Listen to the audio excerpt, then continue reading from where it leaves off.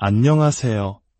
복잡하고 빠르게 변화하는 세상 속에서 우리의 마음을 잠시 멈추고 깊은 지혜의 샘으로 안내하는 시간입니다. 오늘 이 이야기에 귀 기울여 주시는 모든 분들의 삶에 하나님의 크신 은혜와 평강이 함께하기를 기도합니다. 우리가 나누는 이 이야기가 여러분의 마음에 작은 빛이 되고 그 빛을 주변에 나누는 선한 계기가 되기를 소망합니다. 만약 오늘 내용이 마음에 와닿는다면 이 영상을 공유하여 더 많은 이들에게 하나님의 사랑과 지혜를 전하는 통로가 되어주시길 부탁드립니다. 여러분의 작은 실천이 세상을 밝히는 귀한 등불이 될 것입니다. 오늘 우리는 신앙과 정치라는 어쩌면 우리를 가장 불편하게 만드는 주제에 대해 이야기해 보려 합니다. 많은 사람들이 교회는 세상의 모든 주제에 대해 가장 안전하게 이야기할 수 있는 곳이어야 한다고 말합니다. 하지만 역설적이게도 우리는 교회 안에서 정치 이야기를 꺼내는 것을 가장 어려워합니다. 마치 금기어처럼 말이죠. 그러나 현실은 어떻습니까? 우리는 매일 정치적인 담론 속에서 살아갑니다.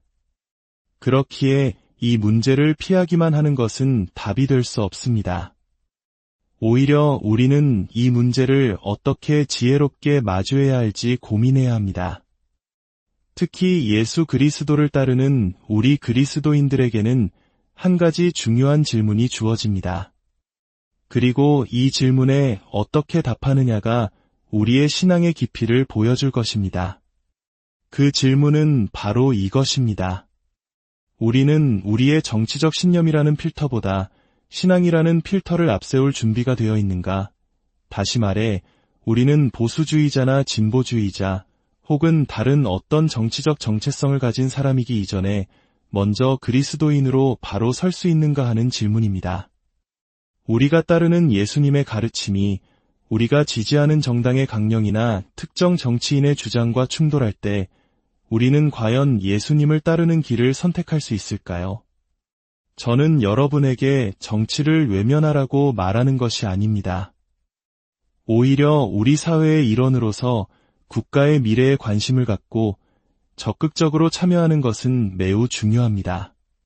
하지만 제가 강조하고 싶은 것은 우리가 예수님께서 남기신 가장 중요한 가르침을 결코 잊어서는 안 된다는 것입니다. 바로 교회의 하나됨입니다. 예수님께서 십자가에 달리시기 전 제자들을 위해 간절히 기도하셨던 단 한 가지가 무엇이었는지 기억하십니까? 그것은 바로 당신의 제자들이 당신의 몸된 교회가 결코 나뉘지 않고 하나가 되게 해달라는 기도였습니다. 우리는 정치적으로 서로 다른 견해를 가질 수 있습니다. 그것은 당연한 일입니다. 하지만 그럼에도 불구하고 우리는 서로를 무조건적으로 사랑하며 이 하나됨을 지키기 위해 기도해야 할 의무가 있습니다. 1세기 초대교회 시절에도 오늘날과 비슷한 일이 있었습니다. 복음서를 읽어보면 아주 흥미로운 장면들이 나옵니다. 당시 유대의 모든 정치적, 종교적 집단들은 예수님을 자기 편으로 끌어들이고 싶어 했습니다. 그들은 교묘한 질문으로 예수님을 궁지에 몰아넣고 자신들의 주장에 동의하게 만들려고 애썼습니다. 모두가 예수님을 자신의 정치적 도구로 이용하고 싶어 했던 것이죠. 이 모습은 21세기를 사는 우리에게도 너무나 익숙하지 않습니까? 보수적인 가치를 중시하는 사람들은 예수님이야말로 진정한 보수주의자라고 확신합니다. 반면 약자와 소외된 이들을 돌보는 것을 강조하는 사람들은 예수님이야말로 진정한 진보주의자라고 주장합니다. 양쪽 모두 성경 구절을 인용하며 자신들의 주장을 뒷받침합니다.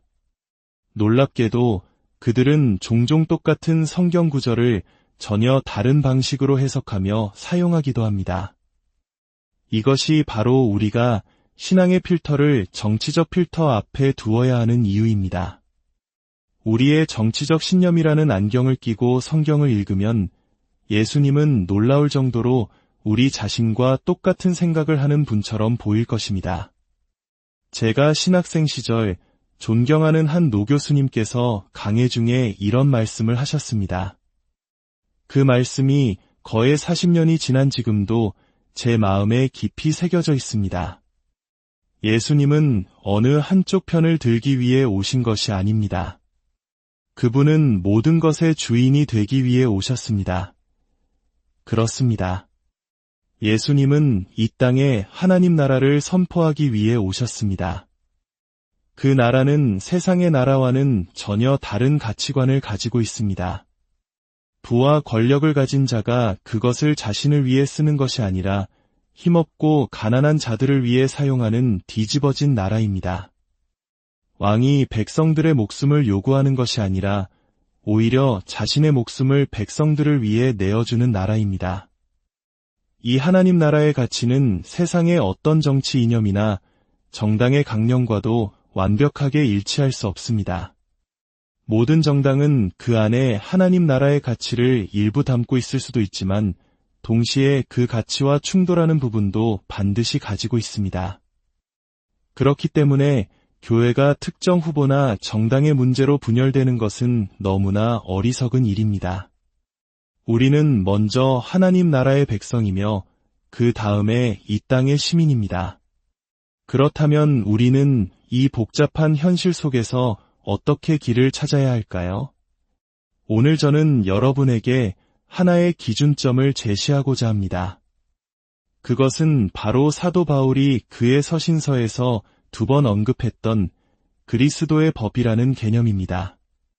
그리스도의 법이란 무엇일까요? 이것은 예수님께서 제자들에게 주신 세 계명을 함축적으로 표현한 말입니다. 예수님께서는 최후의 만찬 자리에서 이렇게 말씀하셨습니다.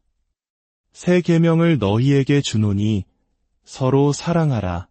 내가 너희를 사랑한 것 같이 너희도 서로 사랑하라. 너희가 서로 사랑하면 이로써 모든 사람이 너희가 내 제자인 줄 알리라. 이것이 바로 하나님 나라의 대언장이자 예수님을 따르는 모든 사람들의 행동 강령입니다. 사도 바울은 갈라디아서에서 이렇게 말합니다. 너희가 짐을 서로 지라. 그리하여 그리스도의 법을 성취하라. 누군가 경제적인 어려움으로 혹은 질병이나 관계로 인해 무거운 짐을 지고 있을 때 그 곁으로 다가가 그의 짐을 함께 짊어지는 것, 그것이 바로 그리스도의 법을 실천하는 것입니다. 다른 사람의 아픔이 나의 아픔으로 느껴지고 그것을 위해 기꺼이 행동할 때 우리는 그리스도의 법을 성취하고 있는 것입니다. 위대한 그리스도의 법은 시간이 흐르면서 우리 그리스도인들의 공동의 양심을 형성해왔습니다. 그리고 이 공동의 양심은 인류의 역사를 바꾸는 거대한 힘이 되었습니다. 2가지 예를 들어보겠습니다. 아주 오랜 시간 동안 인류 역사 대부분의 지역에서 노예제도는 너무나 당연한 것이었습니다. 어떤 사람은 태어날 때부터 지배하고 어떤 사람은 복종하도록 정해져 있다는 생각이 세상을 지배했습니다. 기원전 4세기의 위대한 철학자 아리스토텔레스조차 어떤 사람은 지배하고 다른 사람은 지배받는 것이 필요할 뿐만 아니라 유익하기까지 하다고 말했습니다. 노예제도는 도덕의 문제가 아니라 세상이 작동하는 방식 그 자체였습니다. 하지만 기독교가 로마 제국에 뿌리내리기 시작하면서 변화가 일어났습니다. 4세기 교부 아우구스티누스는 노예제도는 자연의 질서가 아니라 인간의 죄가 낳은 결과라고 선언했습니다. 이는 인류사에 던져진 거대한 충격이었습니다. 모든 인간은 하나님의 형상으로 지음받았다는 기독교의 가르침과 한 인간이 다른 인간을 소유하는 노예제도의 끔찍한 현실 사이의 모순을 그리스도인들이 깨닫기 시작한 것입니다. 서로 사랑하라는 그리스도의 법이 그들의 양심을 흔들었고 이는 훗날 노예제 폐지라는 위대한 변화의 씨앗이 되었습니다. 또 다른 예는 고대 로마 사회에 만연했던 영아 유기 풍습입니다. 당시 사람들은 원치 않는 악이 특히 여자 아기나 장애를 가진 아기가 태어나면 마을 박수비나 강가에 버렸습니다. 법적으로 아무런 죄가 되지 않았습니다. 아이의 운명은 신들이 결정할 것이라고 믿었기 때문입니다. 하지만 초대교회 그리스도인들은 달랐습니다. 구약이나 신약 어디에도 버려진 아기를 구하라는 직접적인 명령은 없었습니다. 그러나 그들은 그리스도의 법에 따라 행동했습니다. 하나님께서 죄인 되었던 우리를 아무 조건 없이 자녀로 받아주셨던 것처럼 그들도 세상에 버려진 가장 작은 생명들을 거두어 자신의 집으로 데려왔습니다. 부족한 양식을 나누며 그 아이들을 친자식처럼 키웠습니다. 사랑이 그것을 요구했기 때문입니다. 그들의 작은 실천이 모여 제국의 양심을 바꾸었습니다. 마침내 318년 기독교를 공인한 콘스탄티누스 황제는 영아 살해를 범죄로 규정했고 374년 발렌티니아누스 황제는 영아 유기를 사형에 처하는 중죄로 선포했습니다. 어떻게 이런 변화가 가능했을까요? 바로 그리스도의 법이 한 개인, 한 공동체, 나아가 한 제국의 양심을 흔들었기 때문입니다. 예수님의 이 단 하나의 세 계명은 시대를 초월하는 힘을 가지고 있습니다. 그것은 특정 문화나 세대에 갇히지 않습니다. 하나님께서 그리스도를 통해 우리에게 행하신 것을 우리도 다른 사람들에게 행하는 것. 이것이 바로 우리 신앙의 핵심이며 교회가 세상의 소금과 빛이 되어 세상의 양심을 일깨우는 방식입니다. 여기에 우리는 지식과 지혜를 더해야 합니다. 인류는 세대를 거듭하며 지식을 축적해왔습니다. 과학, 심리학, 사회학 등 다양한 학문의 발전은 우리가 사는 세상과 우리 자신을 더 깊이 이해하게 해주었습니다. 그리스도인은 이러한 지식의 발전을 두려워해서는 안 됩니다. 오히려 우리는 하나님의 창조 세계를 탐구하는데 가장 앞장서는 호기심 많은 사람들이 되어야 합니다. 우리의 믿음은 특정 시대의 문자적 해석에 묶여있는 것이 아니라 예수 그리스도의 부활이라는 역사적 사건에 뿌리 내리고 있기 때문입니다. 자, 정리해 보겠습니다.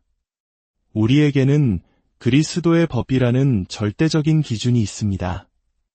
이 법은 우리의 양심을 형성합니다.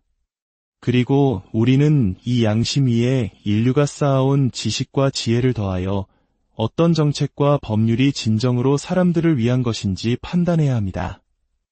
바로 이 지점에서 우리 그리스도인들 사이에 의견 차이가 발생합니다. 여기서부터 정치적 견해가 나뉘기 시작합니다. 왜 그럴까요? 마일스의 법칙으로 알려진 유명한 말이 있습니다. 어디에 앉느냐가 당신이 서는 곳을 결정한다. 우리가 어디에 서서 세상을 바라보는지는 우리가 어떤 자리에 앉아 있느냐에 따라 결정된다는 뜻입니다. 우리의 문화적 배경, 경제적 수준, 우리가 받은 교육, 우리가 겪어온 삶의 경험들이 세상을 보는 우리의 관점을 형성합니다. 이것이 우리 모두의 현실입니다. 이 사실을 인정하는 것이 바로 성숙함입니다. 그리고 지금 우리 사회에 가장 필요한 것이 바로 이 성숙함입니다. 나의 정치적 신념이 진공 상태에서 만들어진 것이 아니라 나의 특수한 삶의 경험과 환경 속에서 형성되었음을 깨닫는 것입니다. 이것을 깨닫는다고 해서 당장 우리의 정치적 견해가 바뀌지는 않을 것입니다. 하지만 우리는 다른 사람들을 이해하기 시작할 수 있습니다. 나와 다른 정치적 견해를 가진 형제자매가 악하거나 어리석어서가 아니라 그저 나와 다른 자리에 앉아 세상을 다르게 보고 있을 뿐이라는 사실을 받아들일 수 있게 됩니다. 이것이 바로 분열을 넘어 연합으로 가는 길입니다. 이것이 극단으로 치닫는 세상 속에서 그리스도인들이 중심을 잡고 서로를 품을 수 있는 방법입니다. 사랑하는 성도 여러분, 오늘 말씀을 마무리하며 세 가지를 권면하고 싶습니다. 듣고, 배우고, 사랑하십시오. 첫째, 경청하십시오. 나와 다른 방식으로 세상을 경험한 사람들의 이야기에 귀를 기울이십시오. 젊은이는 노인의 지혜를, 노인은 젊은이의 열정을, 부유한 자는 가난한 자의 고통을, 남성은 여성의 시각을 경청해야 합니다. 둘째, 배우십시오. 비판만 하는 사람이 아니라 배우는 학생이 되십시오. 어떻게 저런 생각을 할 수 있지? 라는 생각이 들 때 그것은 상대방의 문제가 아니라 아직 내가 모르는 무언가가 있다는 신호입니다. 나의 무지의 경계선 앞에서 겸손하게 배우려는 자세를 가지십시오. 마지막으로 사랑하십시오. 제발 절대로 정치적 견해 때문에 관계의 다리를 불태우지 마십시오. 당신 옆에 있는 그 한 사람이 당신의 어쩌면 틀릴 수도 있는 정치적 견해보다 하나님께는 비교할 수 없이 더 소중합니다. 우리가 아직 죄인이었을 때 우리 모두를 위해 그리스도께서 십자가에서 죽으셨습니다. 그리스도께서 목숨을 바쳐 사랑하신 그 사람과의 관계를 어찌 감히 내가 파괴할 수 있겠습니까? 이것이 순진한 생각처럼 들릴 수도 있습니다. 하지만 기억하십시오.